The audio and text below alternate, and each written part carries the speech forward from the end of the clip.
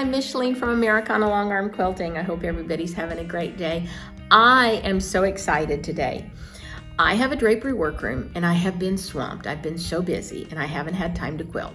Well, I got caught up, and so today I have time to do one of my favorite things, which is quilting. So that makes me super, super happy. But wait, there's more. I also am going to sew today on my brand new vintage machine. Now, if you'd like to learn a little bit more about her, I made a video telling you where I got her, how much she was, and a little bit of her history. And I'll leave that video, a link to that video in the description below. But wait, there's more. I am going to do today one of my favorite blocks. Now, I was introduced to this block from Brenda from Conquering Mount Scrapmore. Love her show, love her channel. Please go over to her channel.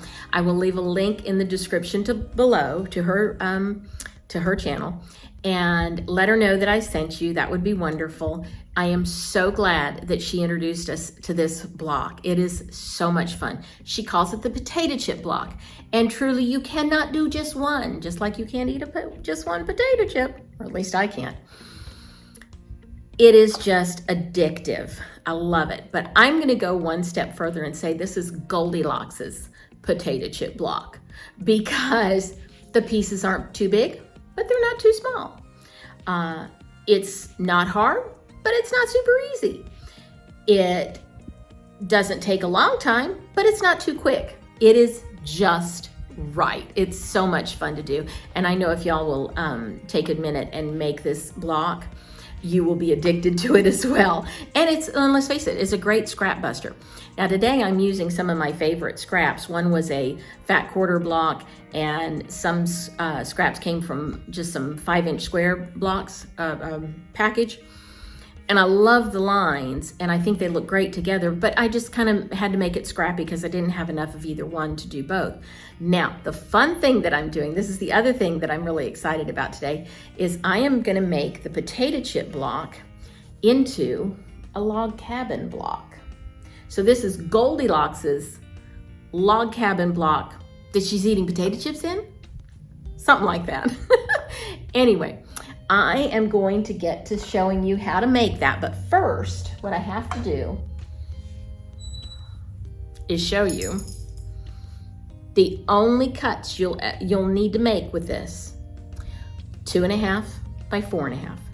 That's it. So if you have some jelly rolls hanging around that you don't know what to do with, cut them into 4.5, subcut them into 4.5-inch pieces, and get to making your very own potato chip block. They are wonderful. And you don't have to do them in the layer or the log cabin like I'm gonna do, okay? A lot of times, what Brenda will do is make this row right here light, or maybe it's this row.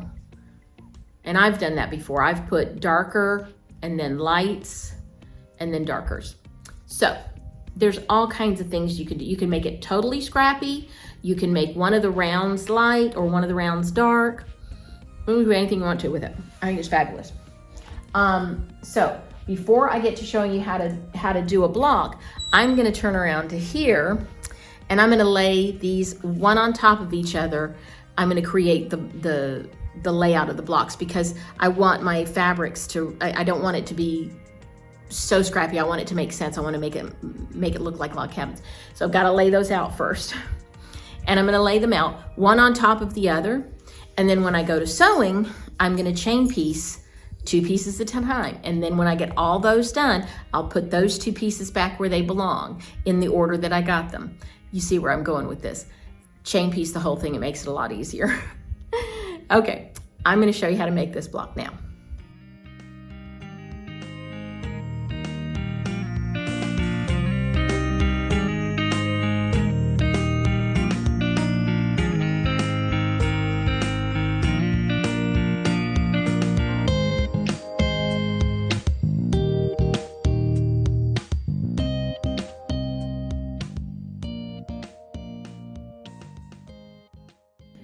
Okay, so I've got an entire block laid out here, and I'm going to show you how to put it together. This is really super easy. Let me spread this out just a little bit more. I've already got my two center pieces sewn together, and this is where you start. The next piece we'll sew is this one, and then this one, okay? And then what we'll need to do is sew these two together and sew it on there. Sew these two together and sew it on here. Put that back up so it makes sense. Then this will fit these two being sewn together and put here, and these two sewn together and put there. Then we're going to move out a row, and these three will get sewn together and put here, and these three will get sewn together and put on this side. Then we're back to the top and bottom again. We'll get these three sewn together and put on there, these three sewn together and put here, and then the outer four here and there. Now the reason I'm going to tell it to you like that is I'm going to do a lot of chain piecing. So I'm not going to show you each and every step, start and stop, start and stop, start and stop.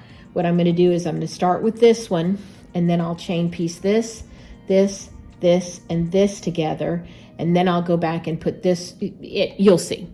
But we're going to start with this one, okay?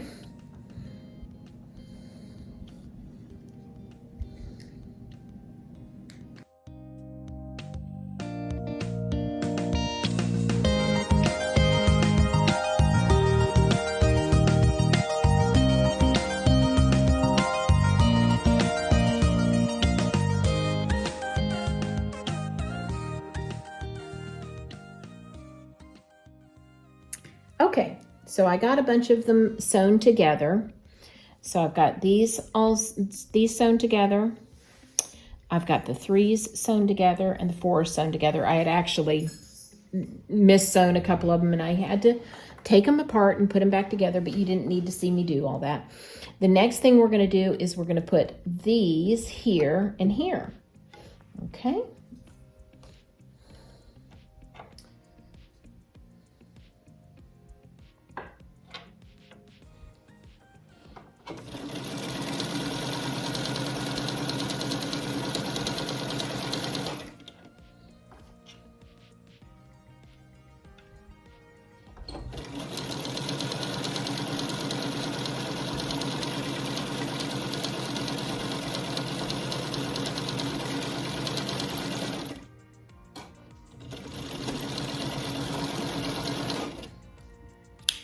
I tell you, it's taking a little bit for me to get used to how this machine's 1/4 inch is. Normally when I sew, I put my material right up against here, like so.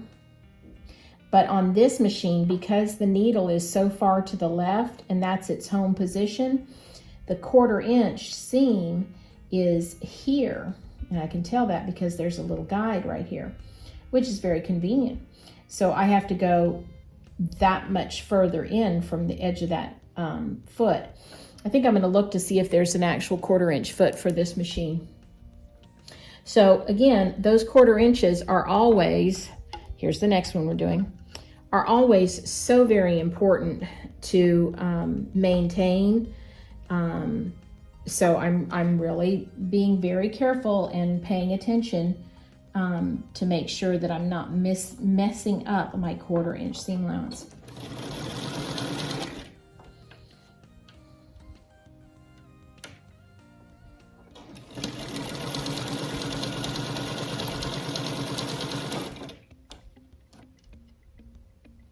Spread open that seam.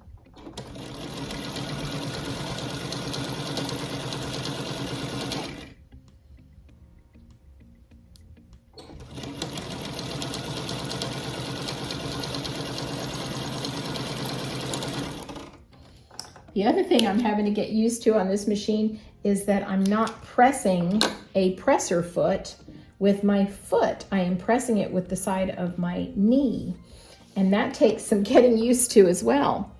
Okay, so now we've got that first round done around the center. Now we're going to start on the next round. I'm going to scooch him over just a little bit so I don't keep knocking into him. Okay. Again, careful of that 1/4 inch.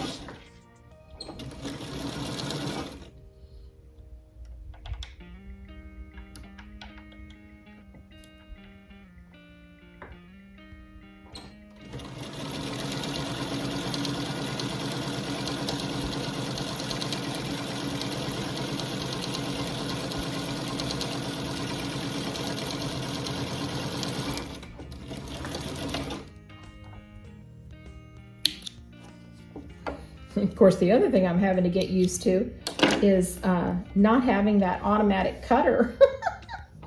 On my newer machines, you know, you have an automatic cutter. Okay, so this is the next one that goes on. And you'll notice I'm taking the time to put it back in place each time because, you know, I might forget where it goes and sew something onto it wrong, and I don't want to do that. Go to all this trouble and have it sewn together incorrectly. That would be kind of bad. There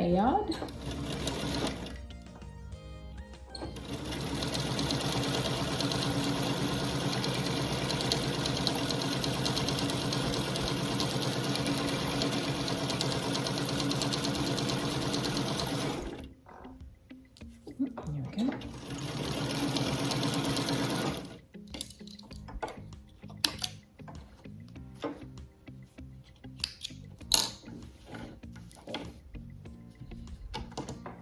All right, now we're on to these sides.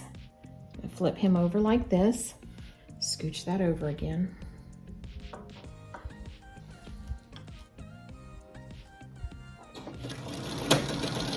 Oh, I broke a thread.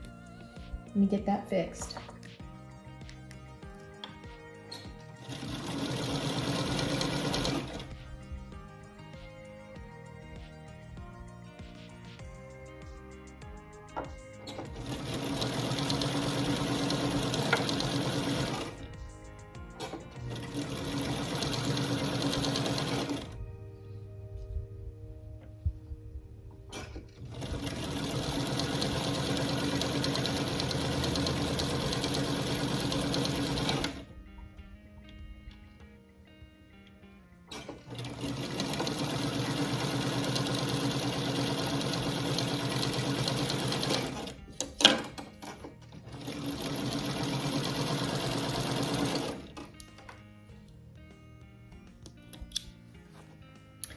My husband has ordered me a manual for this machine, so I think that it does probably need a little bit of a tune-up just because it's been sitting so long. I seem to be breaking my top thread a fair amount. Let's see, this goes this way and this one comes on next. And that's not a fun thing to have to be worrying about all the time, is breaking a thread. So I probably will do a little bit of preventative maintenance once I get that manual to see if, you know, is there something that needs to be oiled or tightened or loosened or something like that.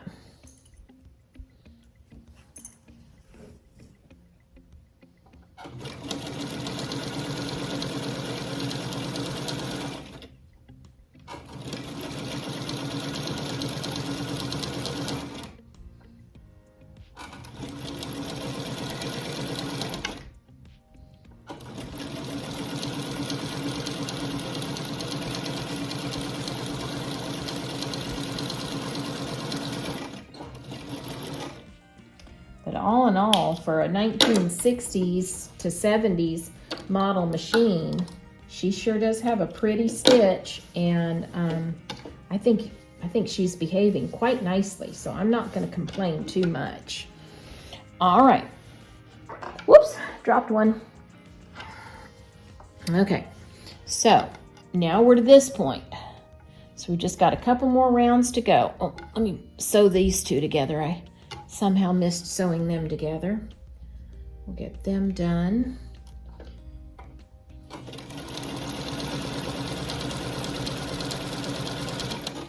Okay. Now the next one we're going to sew on is this guy right here. Again, I'm going to scooch my fellows over there.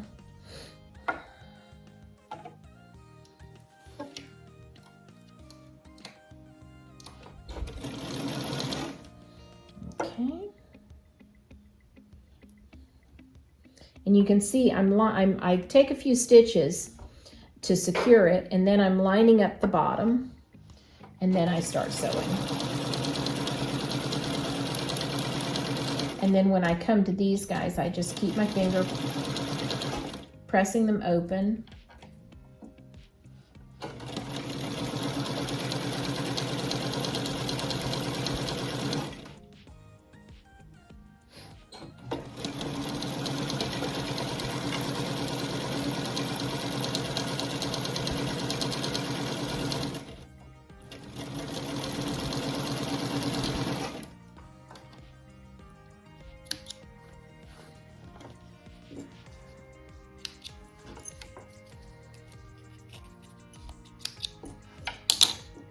Okay.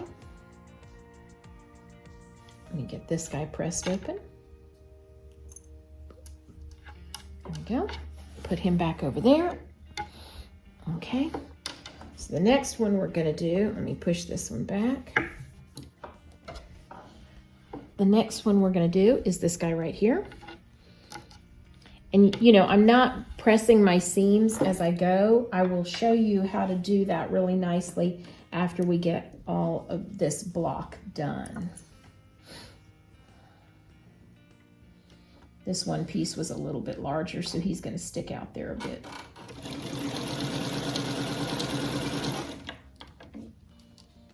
You go that way.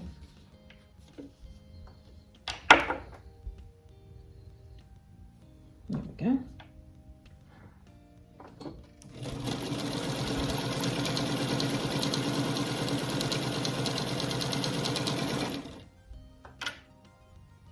Open up that seam on the bottom.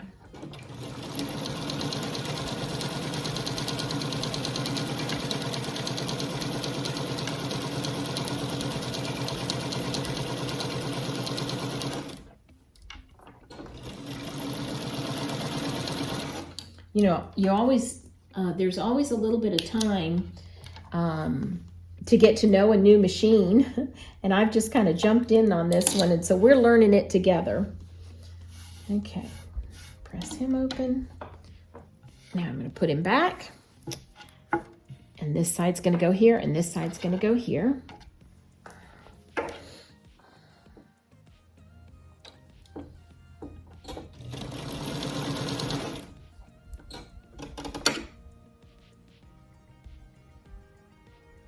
There we go.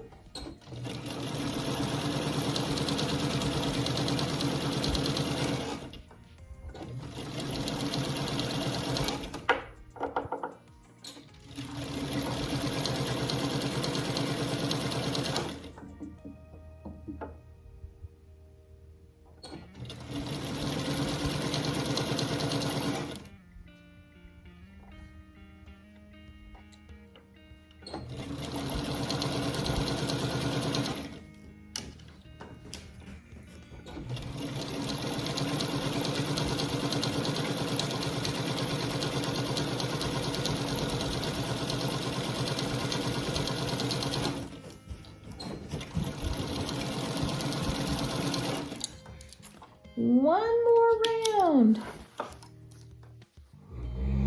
or one more piece to put on. Okay, I'm going to put this one on right here, and then we'll be ready to take it to the ironing station.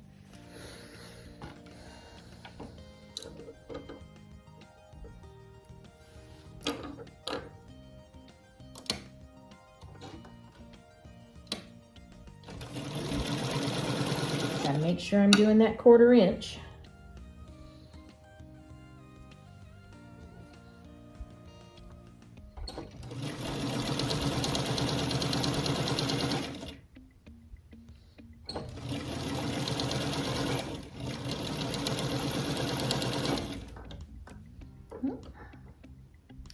Open my seam there. There we go.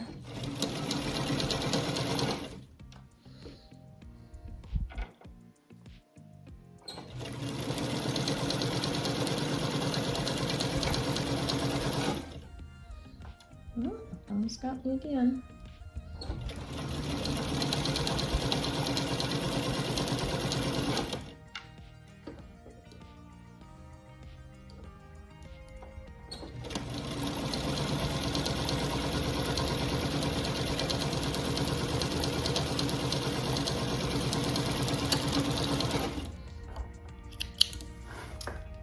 And voila, one block of the potato chip block is done.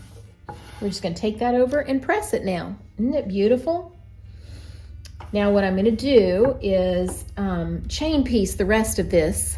I'm going to chain piece all these pieces, then I'm going to chain piece all these pieces, and I'm going to put them back in the stack as I get each one of those sections done, so that I won't get them out of order. Okay, and I'll show you when I get the rest of them done.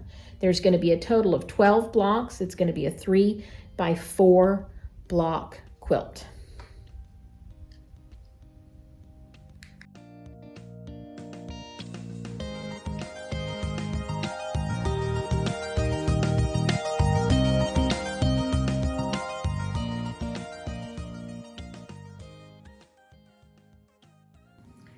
Good morning, y'all.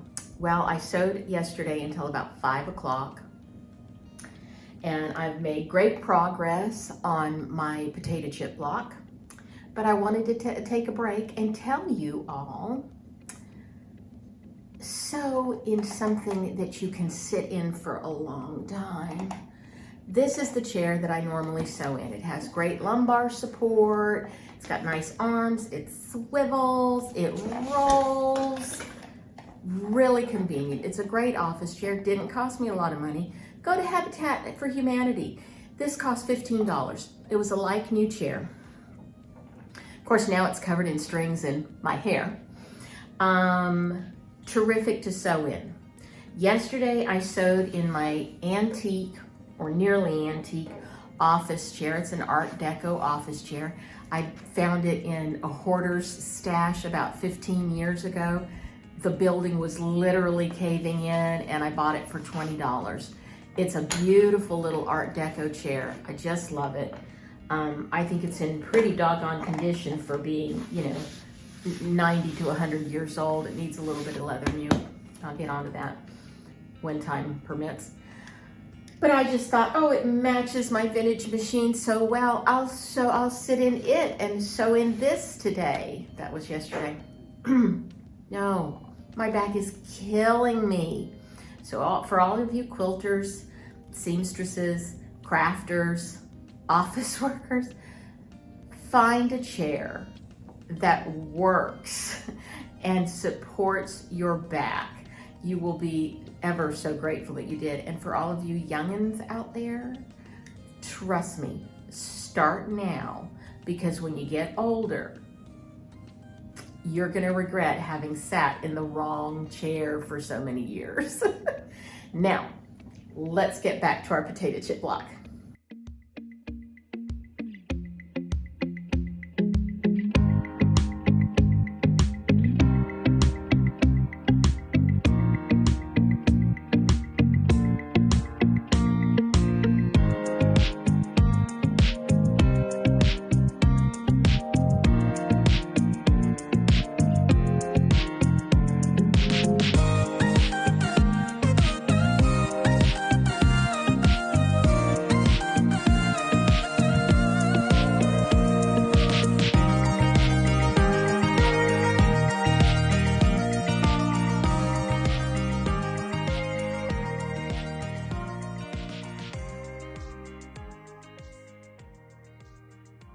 Okay, everyone, so I got all my blocks sewn together. I think they measure about 16 by 16. Yeah, well, right now they're 16 and a half by 16 and a half. So that will end up, I think, 48 by 60 something size quilt. So I think that's a really nice size quilt.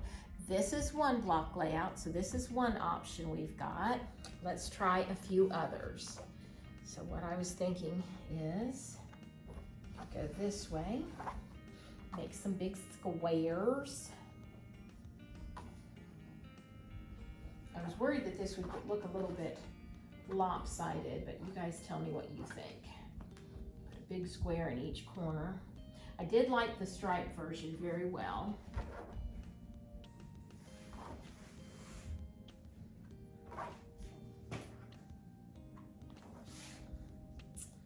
Okay, let's see, what do we think about that one? I think that's pretty cool. I think that's pretty neat. What if we went, I don't know how to do this. Okay.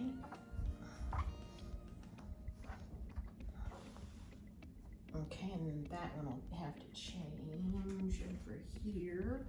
Trying to get a zigzag going. Okay, that's a zigzaggy kind of looking thing. And then this one would be, nope, this way. Ah, okay.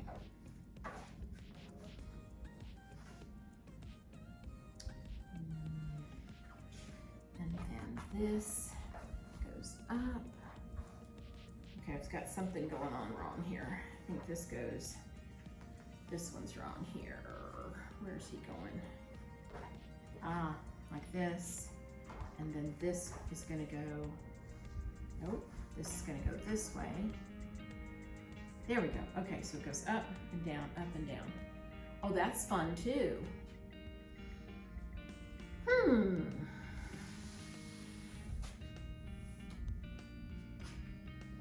I don't know which one I like better. Y'all leave in the comments which one you think is the best. I'm gonna think about it a little bit, and then I'm gonna get them sewn together, and when we come back, you'll get to see which one I picked. All right, well, here she is. I got her finished. I chose this design for a very good reason. Well, number one, I think it's a pretty design.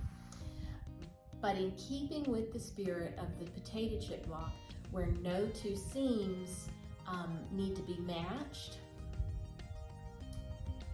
the other two designs that I showed you, there was going to be a lot of seams that would have to match along here. This one did just in the center. These seams, they match up in the center, but that's the only place I had to match seams. So that's why I chose this one. I wanted to keep it in the spirit and the complexity of the potato chip block. Now, I took the time to run an 1/8 of an inch line of stitching all the way around this because there's so many seams that could start coming apart. And this is gonna have to sit for a little while before I get it on the long arm machine because Eleanor is still not feeling well. So as soon as she gets to feeling better, man, is she gonna be busy, right? Anyway, I want to take another moment and thank Brenda from Conquering Mount Scrapmore.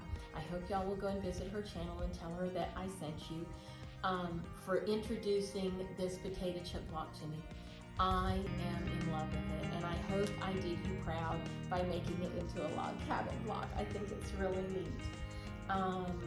This quilt finishes 48 by 64, so it's a pretty good size quilt. I'm actually going to use it in my TV room and snuggle under it when I'm watching TV because it's just the right size for my recliner that I sit in. And I absolutely love every one of these fabrics. I've been holding on to them, kind of going, what can I do? Because I've just got pieces of this one and pieces of that one. And then potato chip block came into my life. So I'm really excited about this quilt. I love it. I love how it turned out. Now, I sewed this quilt all from start to finish on my new vintage machine. And it was so much fun, and it really made me slow down. You know, I had to clip the threads and had to lift the presser foot up and down instead of just poking a button and the thread gets clipped and the presser foot raises or lowers, you know. I had to do all that, and it made me slow down, and it was such a wonderful experience, and I'm glad I did it with the potato chip block. It was really fun. I hope you enjoyed watching both me working on the old machine and a new way to do the potato chip block. Or just, if you haven't heard of this block before, I hope you will give it a try now because it was super fun. if you like the video, please like and subscribe so others might get a chance to see it too. You know how those pesky algorithms are. And with that, keep sewing, keep quilting, and have a wonderful day. Oh, and happy fall, y'all. Even though I live in the South and it won't feel like fall.